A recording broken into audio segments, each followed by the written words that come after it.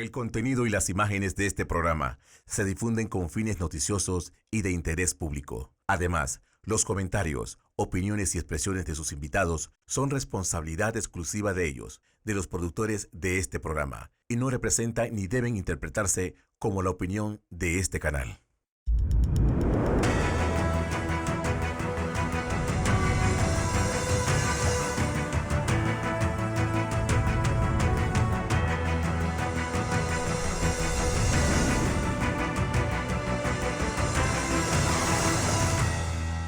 Buenos días, sean todos bienvenidos a Entre Líneas. Hoy es domingo 8 de agosto de 2021. Qué bueno que pueda estar acompañándonos en una edición más de Entre Líneas. Muchos temas, Guillermo, que contarles en la mañana de hoy, que también discutir. Sin embargo, uno de esos principales temas que ha ocurrido durante esta semana, sin duda alguna, es de esa situación migratoria, esa crisis de migración que se está viviendo en la frontera con Colombia. Buenos días, Guillermo. Fernando Correa está con nosotros también. En breves minutos lo vamos a tener.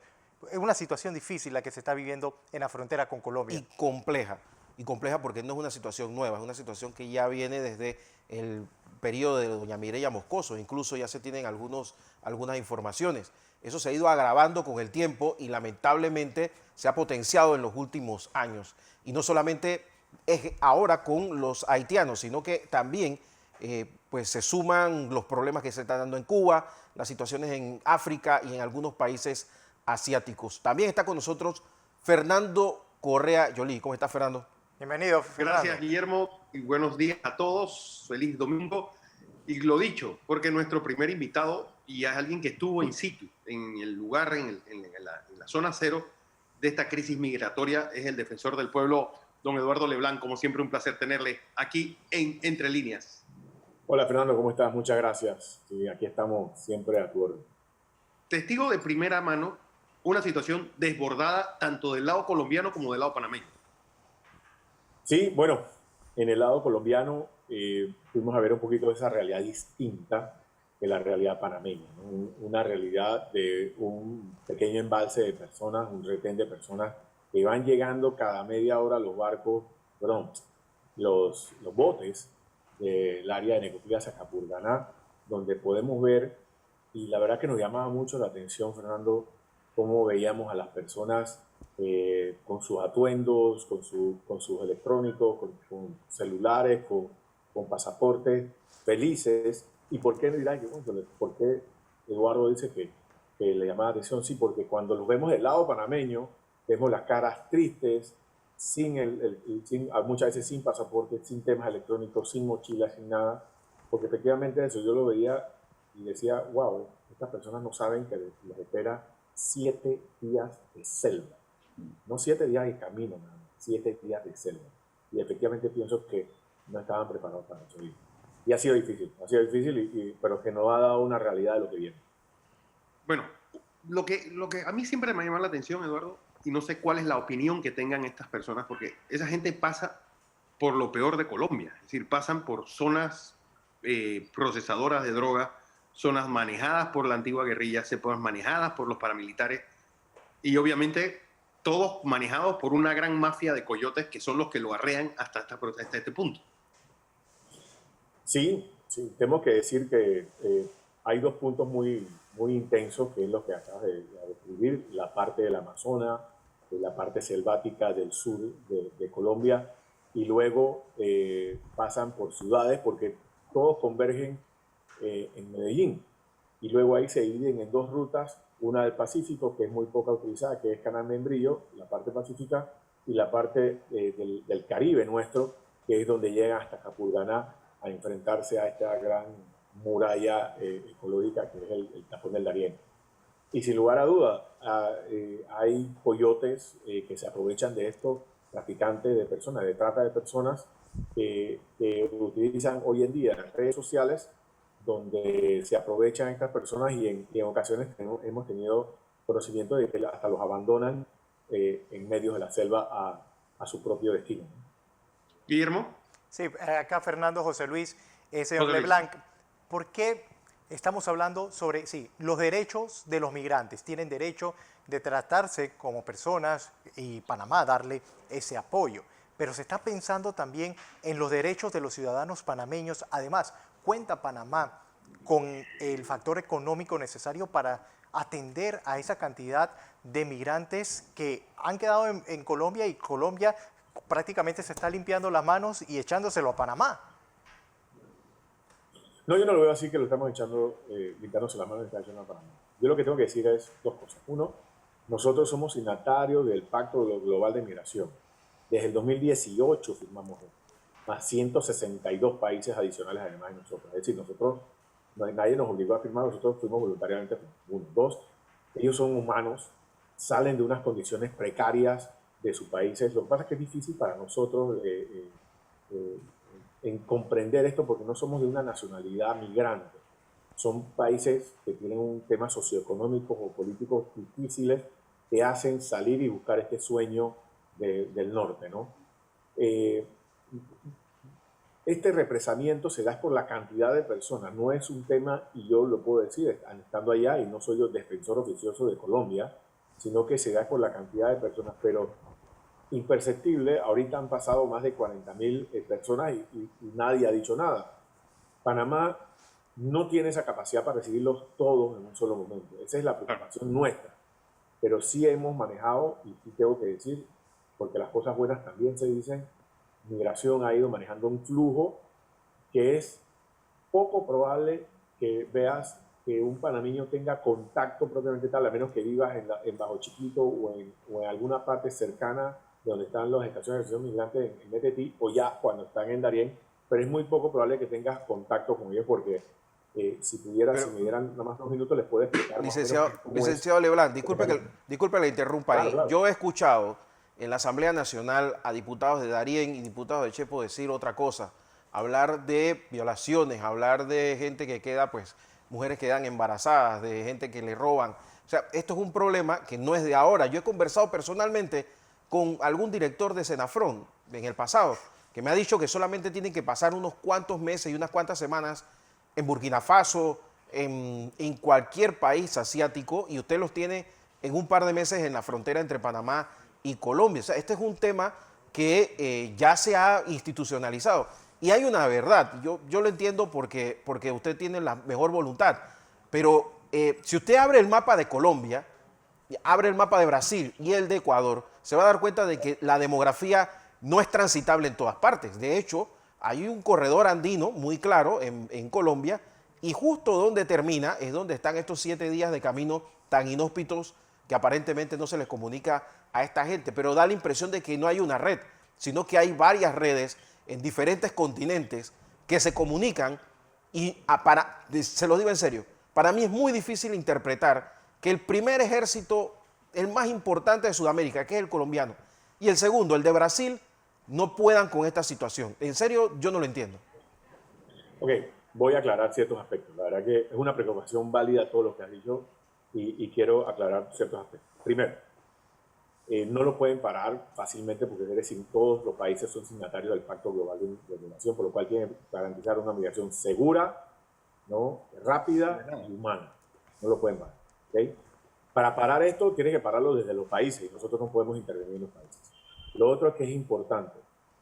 El migrante cuando viene a Panamá, pensemos, y para que ustedes entren en contexto y sepan cómo es el tema. Cuando llega a Panamá, el primer poblado luego del tapón de Darién se llama Bajo Chiquito. Ahí son recibidos por un médico del Ministerio de Salud y una enfermera que hace poco lo nombraron, y con Senafrón. El pueblo le alquila los espacios para que duerman. Luego les alquilan las canoas para que bajen 3 horas y media arriba abajo hasta Metetí, donde son recibidos por Senafrón y se ubican en la estación de recepción de inmigrantes de Las Blancas o en San Vicente. Cuando pasan un tiempo correspondiente a que no tengan síntomas de COVID ni nada, son montados en un bus de Senafrón o de migración y enviados en ese bus hasta Darién. Miren, es muy poco probable que te encuentres a un inmigrante en la calle. Lo que puede haber pasado es que se haya fugado. De ahí, ellos no están detenidos, ellos no están presos, ellos pueden haber caminado y muchas veces migración lo recoge porque el salir de la ruta migración ya lo toma como una evasión a la ruta controlada y porque hay un acuerdo de tránsito. Y lo devuelven a la estación de recepción de migrantes donde se le da los alimentos y lo devuelven a ese flujo, por lo cual es muy poco probable. Yo escuché al honorable diputado, que tengo una muy buena amistad, y que sí pudo haber existido casos, no niego que pueda haber existido casos y que tenga bastante razón en ello, pero es muy poco probable que eso suceda. El otro tema es que Panamá hace verificaciones biométricas. No es que me dijeron, no es que yo escuché, no, yo fui allá y vi en la estación donde hacen verificaciones biométricas y detectan si eres de la FARC y estás en el sistema, si eres de Al Qaeda o de algún tema guerrillero, y ahí mismo te aprenden y te ponen bajo autoridades. Luego, cuando ese bus llega a Hualaca, ellos ya han pasado el tiempo, por ejemplo, el tiempo del tema de la cuarentena y demás, ellos salen a un lugar, caminan, porque no están detenidos, a buscar plata que les mandan sus hermanos lejanos para poder consumir en los hoteles y en los restaurantes y poder abastecerse y continuar en 48 horas, según hemos podido demostrar en la Defensoría del Pueblo allá en Chiriquí, y continúan y siguen para Costa Rica. Mira, nosotros tenemos doble obligación, Panamá. Tenemos la obligación del pacto y tenemos obligación del fallo del caso Vélez Lor versus Panamá del 2002, que todavía nos está pesando y todavía nos siguen exigiendo temas, de aunque haya pasado casi 10 años. Mi opinión en cuanto a la necesidad de otorgar comida y agua es el gobierno central que invierta, no solo para que el migrante, no, que invierte y lleve agua a Bajo Chiquito para la población de Bajo Chiquito, porque antes nadie sabía dónde quedaba Bajo Chiquito. Exacto, entonces necesita alcantarilla, necesita agua, necesita luz. Bueno, invirtamos para que el día de mañana que baje el flujo migratorio, que siempre existió, pero que baje, le queda a la población de ahí. Porque hay algo, Eduardo, que me llama la atención. Uno, invocaste ese pacto firmado por Panamá en Marruecos hace unos años. Correcto. Sobre la migración, y la reconoce, por si no lo saben, como un derecho humano. Así es. Es decir, Panamá va a tener que llevar a cabo esa migración porque, a diferencia de las fronteras que uno le viene a la mente siempre, la de Tijuana o la de Paso Canoa, la de Darién no tiene nada que ver con eso. Eso es un potrero donde no se sabe los hitos de cada país donde están. Así es. Es decir, ¿sería entonces lo del llamado corredor humanitario la solución para este grupo de personas? Sí, lo que nosotros en la reunión, lo que pedimos es incorporar a Ecuador y Colombia en un corredor humanitario junto con las Defensorías del Pueblo de Centroamérica, en este corredor humanitario, ¿no? Nosotros llegamos a una de esas conclusiones. Dos, es que el Ministerio de Seguridad, el Ministerio de Defensa de Colombia, Inmigración Panamá, Inmigración Colombia, abran otra ruta que sería Capurganá, Puerto Valdivia, para que las personas no pasen 7 días en la selva, donde hay violaciones, robos, muertes, mordeduras de animales, para que pasen, porque acá es por la playa y entran en menos tiempo hacia un lugar más civilizado. Eso. El otro es el intercambio de información. Importante, ese fue parte de nuestro pronunciamiento, dice intercambio de información veraz, efectiva y coordinada y constante. ¿Por qué? Porque nosotros necesitamos saber cuántas personas vienen y cuántas personas llegan. ¿Por qué? Porque nosotros tenemos una capacidad instalada. Yo hablaba con la defensora de los habitantes de Costa Rica y ellos decían, mira, a mí no me pueden enviar 1000 por día porque yo nada más tengo capacidad de 500. Entonces, ni yo voy a poder, ni la Defensoría va a poder verificar cómo llegan esas personas porque no tenemos esa capacidad instalada. Bueno, ni decir que la Defensoría de Panamá tampoco. Así que eso es lo que hemos pedido nosotros al gobierno panameño. Se lo vamos a pedir formalmente el día lunes, formalmente junto con el informe que estamos presentando, para que se pongan de acuerdo. Sé que ocurrió la reunión de cancilleres, sé que va a haber una el 11 de agosto. Así que esperamos que estas opiniones de la Defensoría de los Pueblos, que ojo, en esa reunión no solo estábamos la Defensoría del Pueblo de todos estos países, O sea, Ecuador, Colombia, Costa Rica, representando a todas las de la región centroamericana. Estaba OIM, estaba ACNUR, estaba Migración Colombia, estaba el Instituto Colombiano de Bienestar Social, y estaban nuevamente de todas estas reuniones las oficinas del Alto Comisionado de Naciones Unidas. O sea que eran organismos del sistema universal que están pendientes de lo que está ocurriendo. Porque OMPAR estaba ahí, que ese es el gran... ACNUR, OMPAR no. ACNUR, OMPAR no. OMPAR de Panamá no. Panamá no canceló la ida a último momento.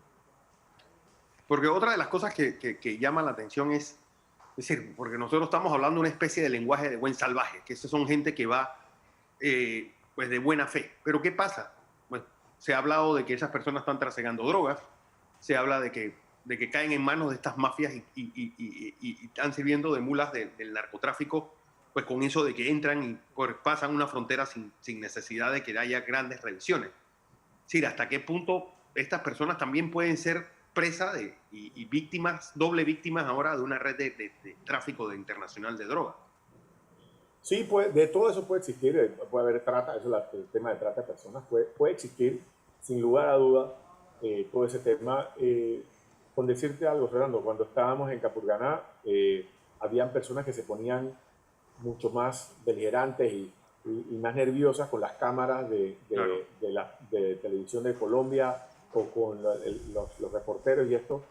Y no puedo decir de que eran coyotes, pero cuando hay este represamiento, en este represamiento quedan coyotes y quedan también los migrantes.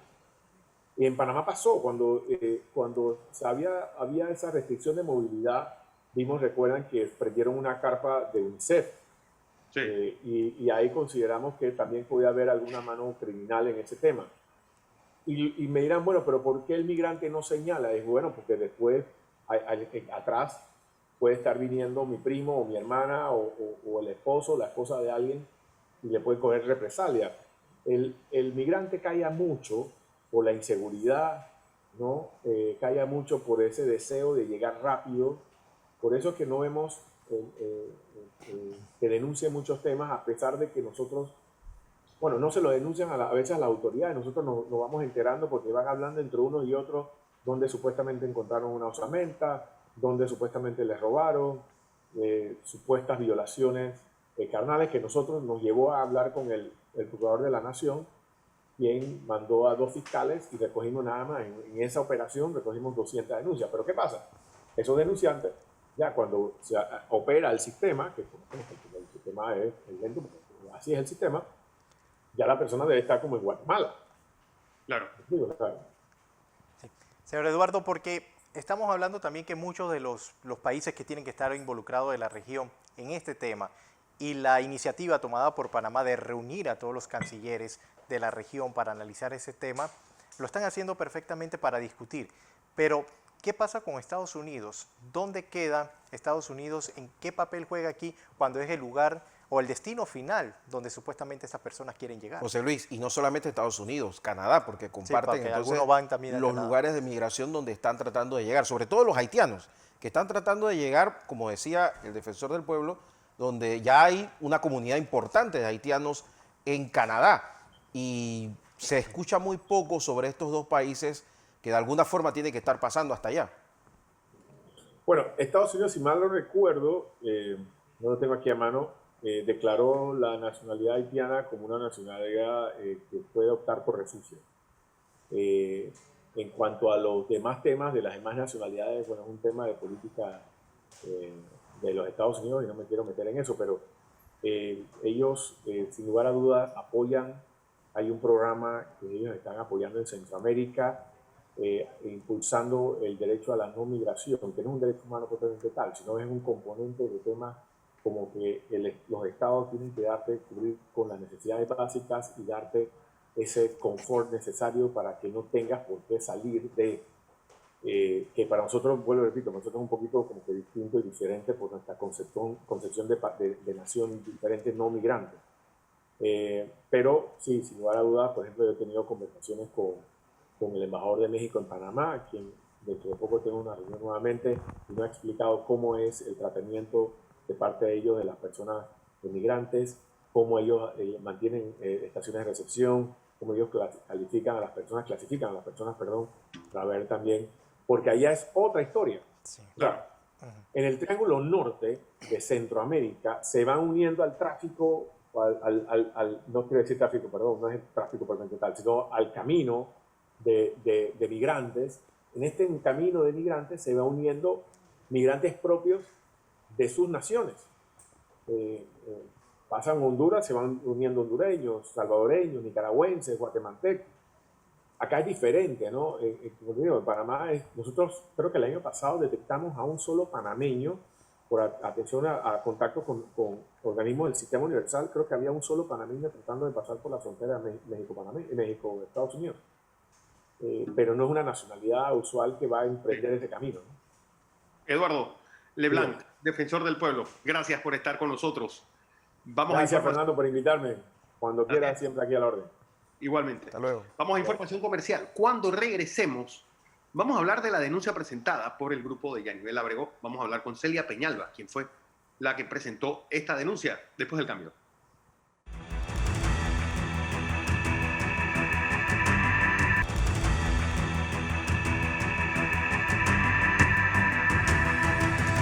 Seguimos con más de Entre Línea. Guillermo y Fernando, esta semana también se dieron denuncias contra el Partido Cambio Democrático, principalmente con el manejo del subsidio que se le otorga a cada partido político. Claro, porque lo que pasa es que cuando tú quieres tener un cargo, tienes que asumir no solamente las ventajas, sino también las responsabilidades. Y eso es un principio de administración puro y duro. No te puedes eximir de responsabilidades que puedes indicar que son de otros. No hay responsabilidades de otros, hay responsabilidad de la organización.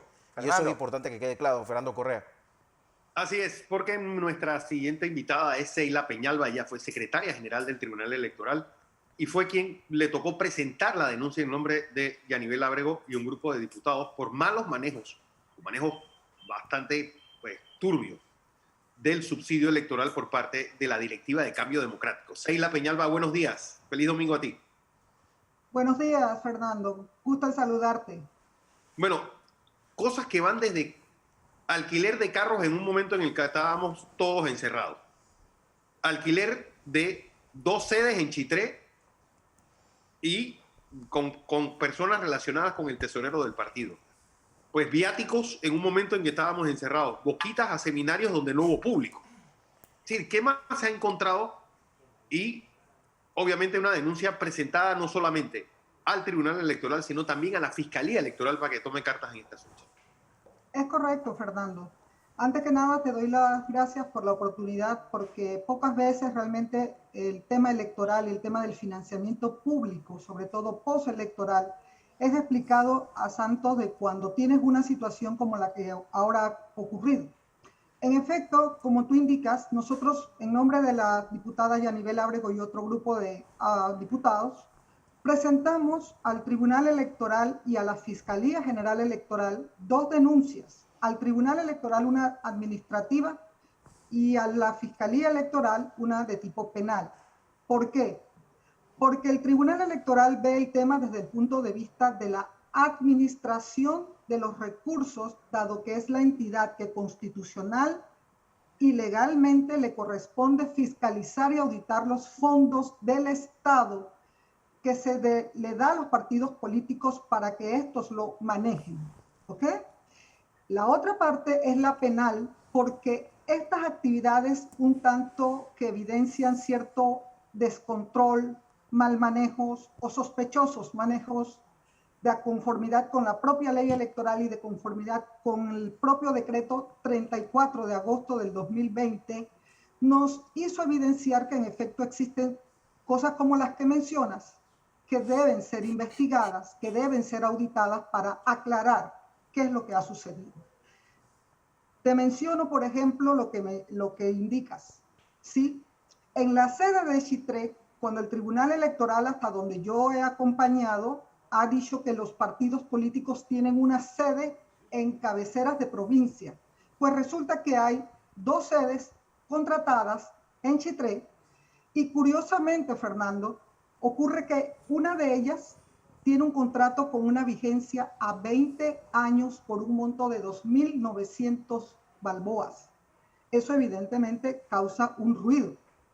Más aún cuando las personas que firman como personas naturales en nombre de las sociedades anónimas, estas dueñas del supuesto inmueble, ocurre que no tienen facultad porque no se ha encontrado algo que evidencie que ellas estaban facultadas para esa firma. Y más aún todavía, esas mismas personas que firman en nombre de la sociedad resulta que son también contratadas para brindar capacitaciones en temas de democracia interna. También cobran viáticos. Entonces, es un tipo de manejo que causa ruido. Causa ruido desde cualquier óptica porque no son dineros privados, son dineros que son del Estado, son fondos públicos. Es allí donde nosotros hacemos énfasis en que el Tribunal Electoral debe entrar a hacer una auditoría especial y en el caso del fiscal general electoral le hemos solicitado también que interceda por la posible comisión de un delito o cualquier otro delito que dentro del Código Electoral se estiman delitos penales electorales. En este caso, el uso de recursos del Estado. Entonces, haciendo énfasis en que son recursos del Estado, tienen que ser manejados, deben ser auditados, deben ser fiscalizados con la mayor transparencia. Y un punto importante, Fernando, nosotros no tomamos esto al azar, no fue que nos dijeron, no fue que nos pasaron copias, no. Existe un decreto reglamentario del Tribunal Electoral que establece claramente cuáles son los objetos de gasto contra los cuales se puede girar las órdenes, los pagos y por en cuanto la rendición de cuentas al tribunal. ¿Sabes qué ha pasado? Nosotros para hacer el trabajo bien nos tomamos el trabajo de contratar a un ingeniero en sistemas informáticos quien nos ayudó a hacer un informe de peritaje de evidencia digital de la página web del Tribunal Electoral, que es donde se cuelgan los gastos y desembolsos con los sustentatorios que los partidos políticos dicen al Tribunal Electoral haber empleado. Entonces, no se justifica, Fernando, no existe forma, Fernando, cómo es posible que esto haya sucedido y que el Tribunal Electoral con su dirección de fiscalización y auditoría interna no haya podido, fiscalización de los financiamientos públicos, no haya podido entrar antes a verificar estos datos que nosotros extrajimos de la web del propio Tribunal Electoral.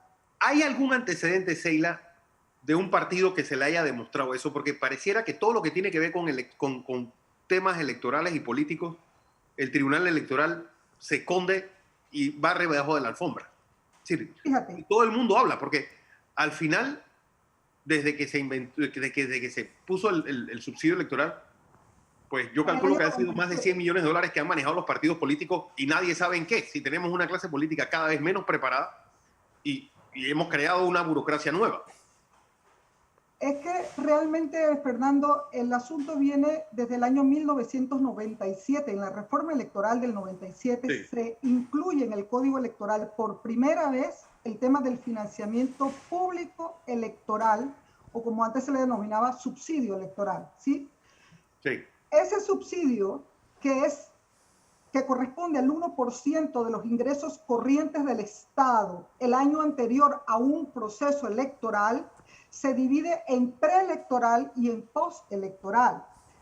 El pre tiene sus condiciones dentro de los procesos electorales y los magistrados del Tribunal Electoral dictan los reglamentos correspondientes, porque limitan incluso el tope de gastos para tipo de cargos según los que te postules.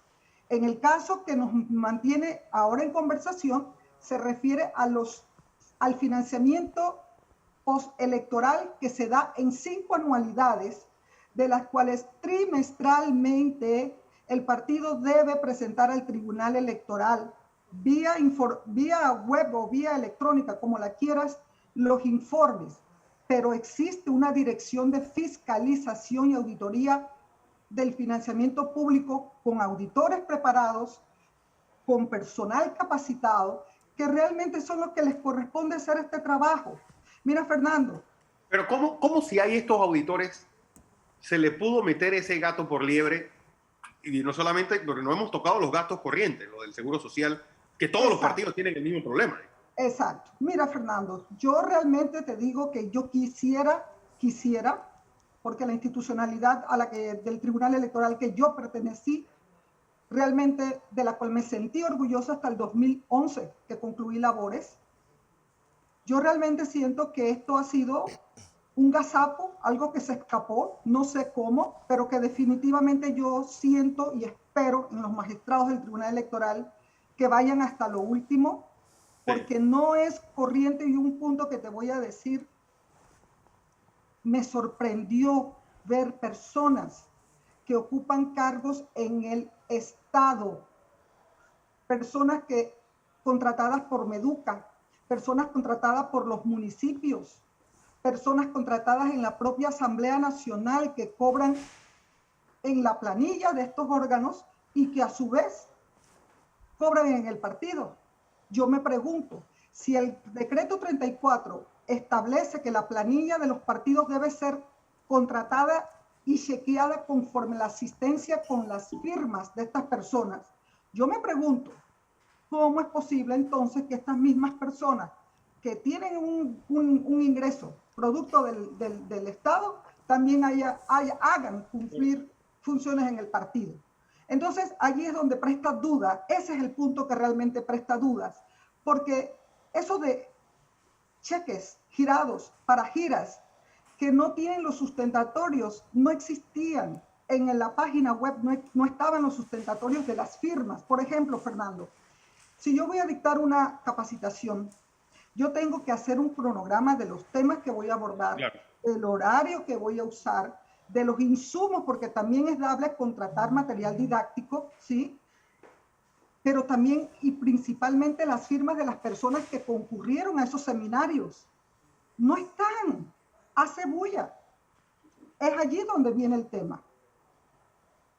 Pero está también, pues, un proceso tomará cuánto tiempo, y un proceso también en el que cuál sería la penalidad o las penas que ustedes están pidiendo y que a quién le correspondería, al presidente, al tesorero, a toda la directiva.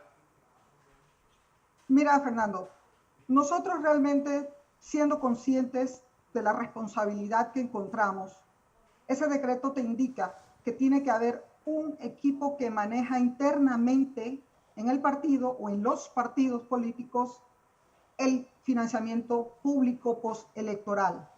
Esto quiere decir que esa unidad encargada de ese papel tiene que dar garantías y razones de los gastos, de los trámites, de las compensaciones, de los cheques. Y es por eso que nosotros dirigimos ambas acciones de denuncias contra el presidente nominal del Partido Cambio Democrático, el señor Rómulo Rux. Encaminamos también la acción en contra de la señora Mitzi Tejera, que es la secretaria ejecutiva del partido y a su vez es el enlace del Tribunal Electoral con el partido en el tema de la administración del financiamiento, y en vía de direcciones dentro de la Junta Directiva al secretario de Finanzas, el señor Manuel Cohen. ¿Por qué? Porque estas tres personas, ya sea porque estaban legítimamente autorizadas, ya sea para autorizar, para recomendar, para pagar, para administrar, tienen que ser investigados en cuanto a la actuación de ellos. Estos son recursos, insisto, públicos. Esto, además, por otra parte, Fernando, yo te diré, el decreto, te voy a poner un ejemplo fácil, establece claramente que no podrán contratar con el partido las personas parientes dentro del 4º grado de consanguinidad y 2º de afinidad de los miembros de los directores, de las directorias, de las directivas de los partidos políticos. ¿Y qué ha sucedido en este caso? Nos hemos encontrado, por ejemplo, el caso del señor Cohen, que sus familiares están dentro de las sociedades anónimas que han contratado con el partido. Este asunto se ha replicado. Este asunto de una empresa que sale y se constituye y tiene un aviso de operación en el 2019, finales del 2019, y resulta ser que en menos de 6 meses se gana 5 proveedores o 5 facilidades para hacer suministros al partido. Todo esto causa bulla y evidencia definitivamente que un descontrol que quisiera pensar, reitero, que los magistrados harán para que esto sea corregido, porque en cuanto a lo que preguntas de las sanciones, Fernando, como tal, el propio decreto en cuanto al manejo del financiamiento público no te establece penas, sino faltas. Por eso es que recomendamos e hicimos presentar al fiscal general electoral que él sí pudiera ser llamado, viendo evidentemente bajo el sistema penal acusatorio que ellos emplean, llegar a solicitar incluso al Contralor una auditoría forense. Entonces, nosotros estamos a la espera de la decisión que esto vaya a tomar, la decisión que el Tribunal Electoral y la Fiscalía General a tomar. Y hay un punto, Fernando, que quiero destacar porque evidentemente, como se sabe, no estamos en un proceso electoral decretado por el Tribunal Electoral. ¿Qué quiero decir con esto? El señor Rómulo Rux ha estado haciendo campaña electoral, haciendo su campaña en pro de su candidatura presidencial de 2024. Esto está infringiendo el propio decreto que se establece que no puede ser utilizados los recursos postelectorales para asuntos de campañas electorales, como tampoco el financiamiento privado que ellos recojan en estos tiempos, que no estamos en campaña. Entonces, los magistrados deben entrar a valorar lo que allí se expone, ver lo que le hemos acompañado como pruebas, el caso de las giras, el caso donde se presenta en sus spots llamando a ser el candidato al 2024. Entonces son puntos que si hilamos delgado definitivamente que hay que verlos con lupa, hay que prestar cuidado. Y en lo que mencionas respecto a los viáticos, Fernando, quiero que sepas, mencionaste algo que es real. ¿Cómo es posible que se hayan hecho viajes y pagos en conceptos de hospedaje, en conceptos de alimentos y en conceptos de transporte cuando estábamos en cuarentena? Aquí claro, ustedes recordarán que el MINSA decía que solamente con los salvoconductos. ¿Cómo es posible que se daban capacitación en esos momentos? Si la gente era en otra situación de tensión frente a la situación que incluso hoy vivimos. Entonces, no es posible. Esto hay que investigarlo. Esto hay que ser serio y el Tribunal y la Fiscalía General Electoral deben cumplir su papel. Así va a ser. Sheila Peñalba, gracias, abogada de Yanibel Ábrego, ex secretaria general. Gracias, Fernando. Gracias. Buenas tardes. Buenas tardes. Vamos a información comercial. Cuando regresemos, el mundo, después del cambio.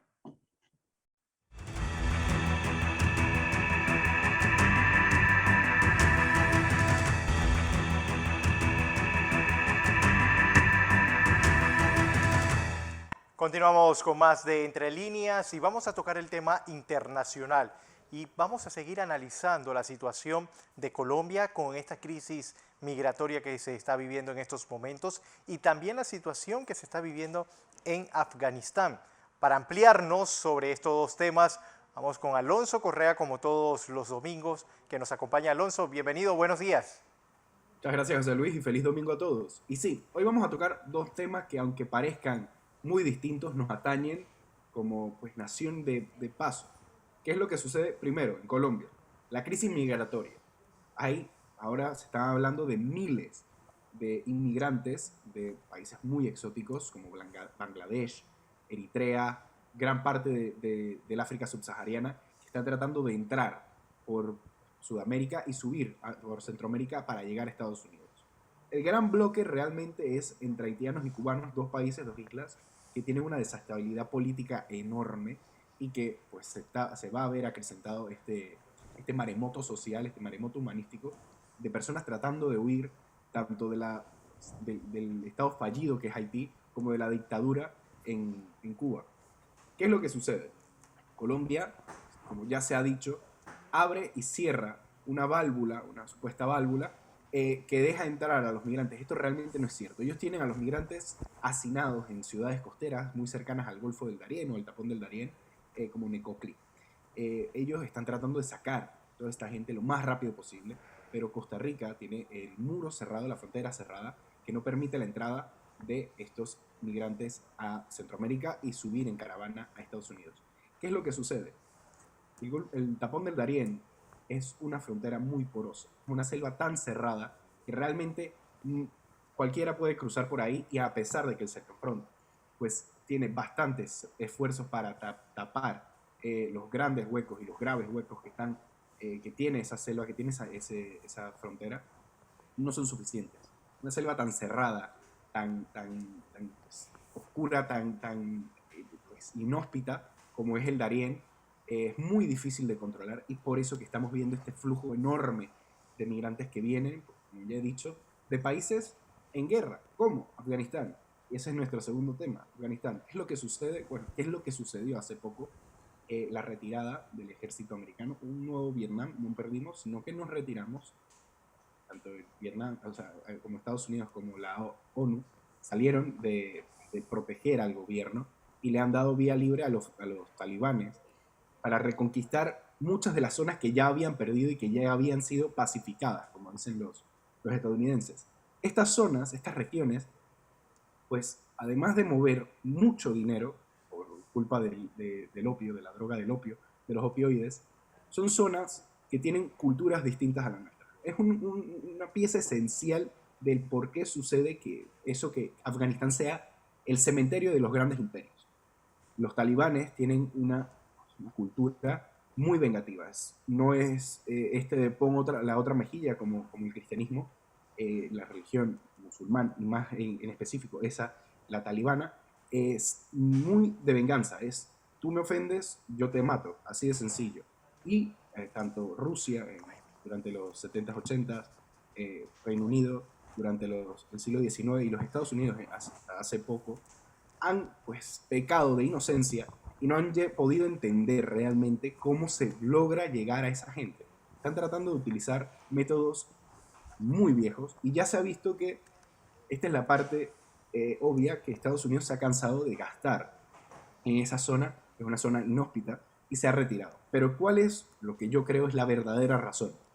Afganistán, como se ve, como se creó realmente, es el tapón que evita que Rusia llegue al mar, porque Rusia tenga una salida al mar, una salida pues, al mar Índico. Esa es la verdadera causa por la que se creó. Los británicos crearon esa idea con el Raj británico. Estamos viendo que ahora Estados Unidos se retira. ¿Para qué? Para que fuerzas extranjeras de otros países inventen una invasión y empiecen ellos a perder tanto dinero como personal, como armas, a manos de los talibanes, que ya he dicho, son personas que no encuentran el sentido de poner la otra mejilla. Son personas que una vez se metan en una batalla, pues van de lleno y sin ningún tipo de asco van a tratar de eliminar a la fuerza extranjera que está tomando su capital o sus ciudades. Como ya sucedió con Saraj, la primera capital de provincia que cayó a manos de los talibanes. Esto se va a ver porque el gobierno afgano es muy débil. Tantos años de estar mamando de la teta de los Estados Unidos no ha hecho que logre consolidarse, y se va a ver pues una recaída de gran parte del país a manos talibanas. Pero para continuar con este análisis, regresemos al estudio. Así es, Alonso, porque, Guillermo, dos temas sumamente importantes y donde vemos la guerra, el poder o el control de la droga, por decirlo así, tanto de Colombia como del lado de Afganistán. Sí, la verdad es que son dos sitios de conflicto permanente, porque también hay dos negocios permanentes. la amapola con el opio en esa área del Asia, y la hoja de coca con la cocaína, la pasta de cocaína, en esta área de Sudamérica. Pero además, a todo esto hay que sumarle lo que pasa con la minería ilegal de Venezuela, promovida precisamente por esta dictadura que se enriquece a través de esta situación. Y ya hemos visto incluso a familiares de altos mandos del ejército venezolano perecer porque pues llevan aviones que están sobrecargados de diferentes tipos de minerales para llevarlos en contrabando. Que nadie se queja de esa minería ilegal que se da en estos lugares como Venezuela. Pero regresando al conflicto de Colombia y de Afganistán, que puede parecer que no tiene ningún tipo de relación, hay varias aristas que hay que tomar en cuenta también, como lo dice Alonso, pero me gustaría ampliar en esto. Primero, los señores de la guerra, que usualmente toman grandes sectores de África, son los que empujan a los migrantes. ¿Por qué? Porque sencillamente, si usted no está de acuerdo con lo que ellos hacen, usted va a morir. Sí. Entonces, por eso es que usted ve que gente de Liberia, de Eritrea, de Sudán del Sur, termina en Darién o termina en Milán. Eso es lo que está sucediendo ante la caída, por ejemplo, de Gaddafi. Ese muro de contención que era Libia se cae y pues ya no queda nada. Ahora se van directamente a las costas de Italia, que ha creado un problema a la Unión Europea. Bueno, la Unión Europea tiene los presupuestos, los mecanismos internacionales, la colaboración para poder paliar un poco esa situación. Y aún así no lo logran del todo. Nada más que hay que ver el problema de los manteros en grandes ciudades de España como Barcelona y Madrid. Pero para nosotros en América Latina, si a eso le sumas, como decía Alonso, Cuba y Haití, pues tenemos una crisis perfecta que se ha agravado en los últimos meses y que además hay que sumarle una migración centroamericana que cruza hacia Norteamérica.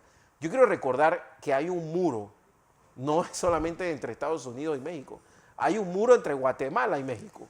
O sea, el problema migratorio en el área es grave. ¿Y sabe por qué Costa Rica cierra su frontera? Porque Nicaragua constantemente se la cierra. Entonces, si Costa Rica no cierra su frontera, terminan con una crisis humanitaria mucho más grave que la nuestra, porque ellos también tienen la migración en sentido contrario.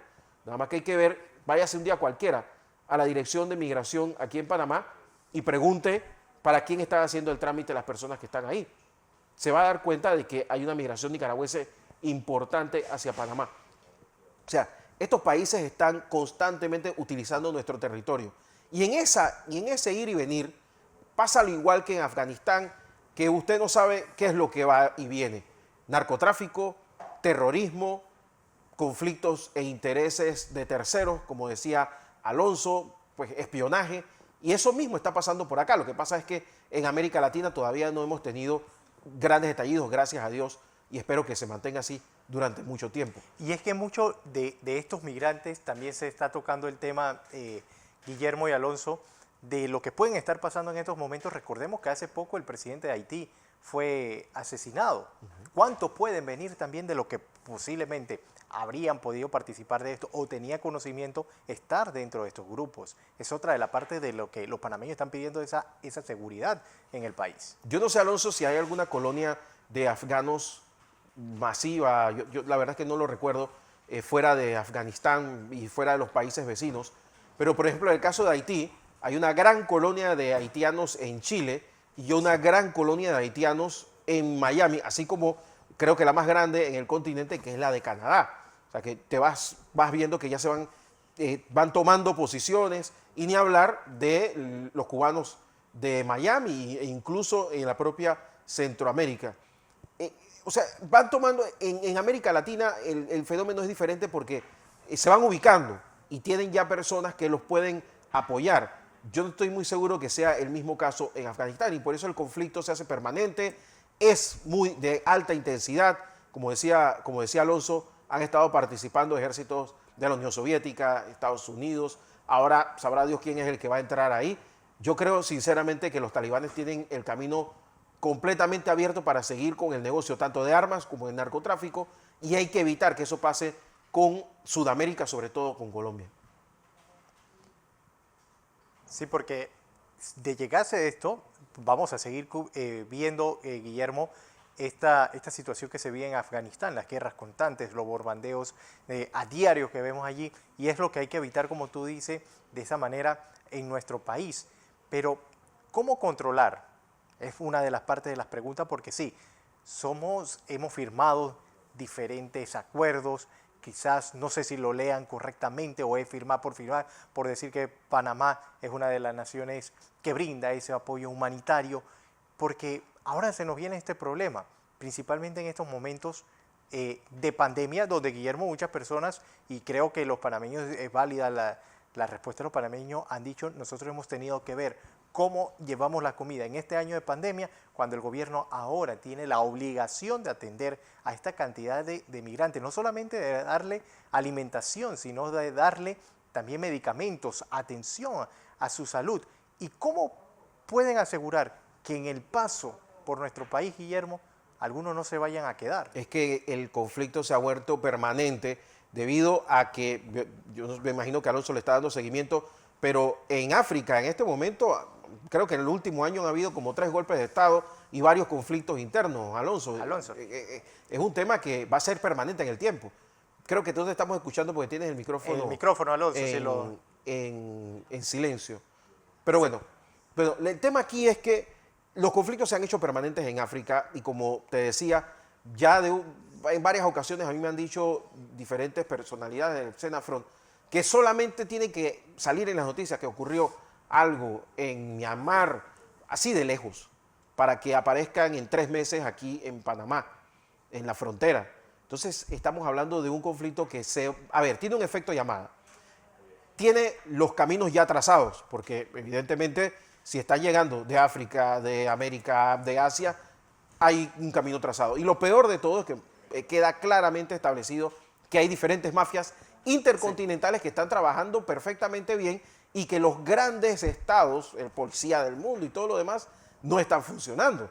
Entonces, parece que nos están tirando el problema y yo me temo que si ahora mismo no se toman medidas, no se utiliza la Organización de Estados Americanos, no se utiliza las Naciones Unidas para lo que sirva, porque tiene 2 años que no funciona, este problema se va a mantener y quién sabe por cuánto tiempo. Porque llama la atención, Guillermo, de la manera y la cantidad en que va llegando y que pasan por todos estos países, pasan por Brasil, Ecuador, y que ninguna de esas 2 naciones pueda tratar de controlar ese flujo, y que vemos dónde se ha concentrado en estos momentos esta situación, esta crisis, que ha hecho que toda la región se tenga que unir para buscarle una solución. Y como yo siempre lo digo, aunque algunos manifiestan que no, las declaraciones del gobierno colombiano es como decirle, Panamá tiene este problema. Es que no solamente eso, no les importa porque al final no se quedan en Ecuador, no se quedan en Colombia, no se quedan en Brasil, y nosotros los tenemos represados debido a que Costa Rica no quiere tenerlos represados por culpa de Nicaragua, y así sucesivamente.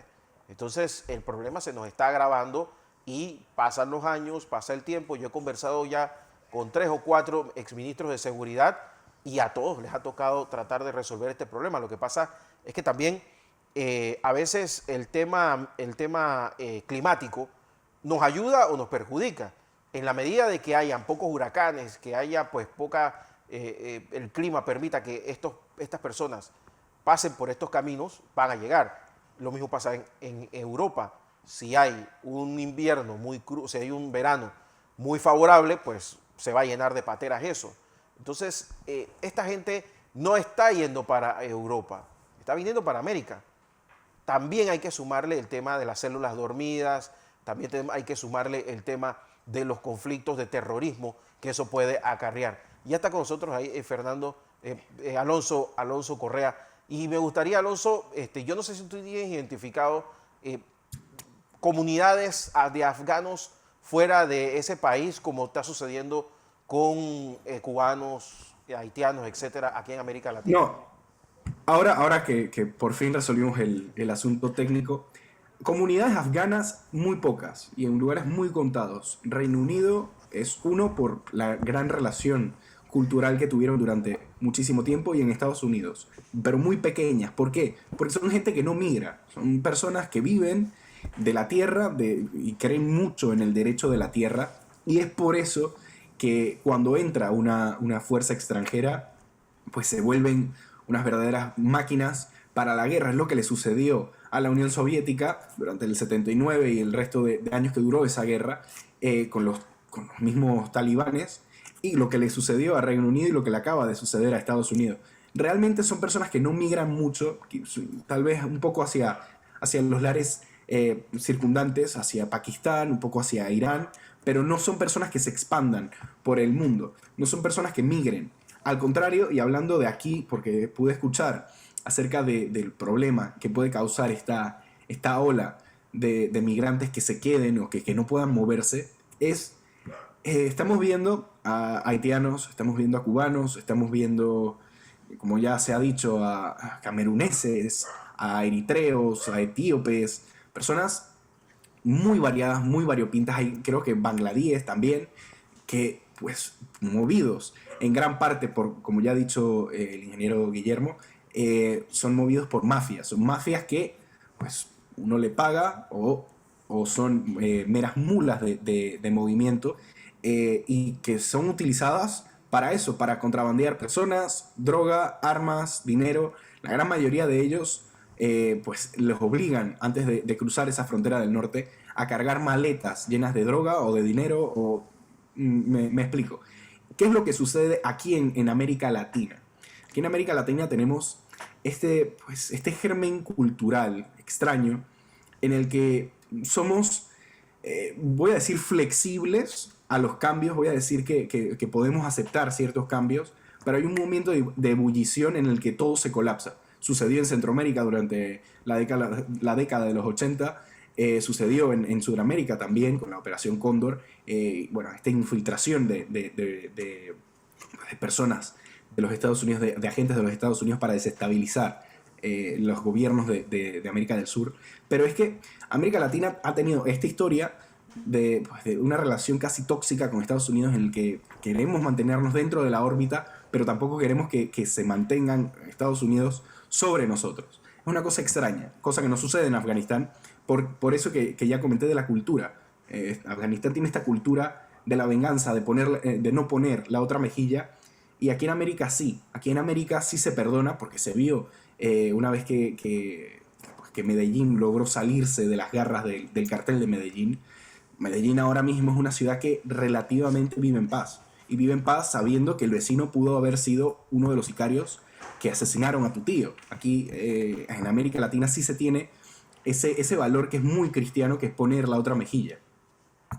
Listo. Alonso Correa, gracias por estar con nosotros. Guillermo, y también sí me explico.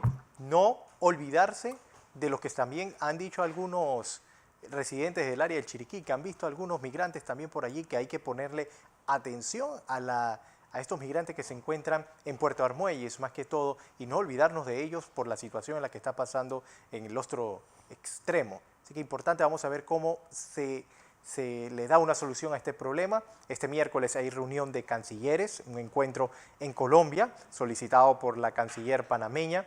Hoy varios distritos, Guillermo, ya culminan, hoy es su último domingo de cuarentena, como lo es Atalaya, Penonomé, también Aguadulce, Natá y San Carlos, y por supuesto también el distrito de Colón, salen hoy su último domingo de cuarentena. Gracias a todos por habernos acompañado en esta edición de Entre Líneas de hoy domingo 8 de agosto. Que sigan pasando una excelente mañana y nos vemos mañana en la edición matutina de Next Noticias desde las 6 de la mañana.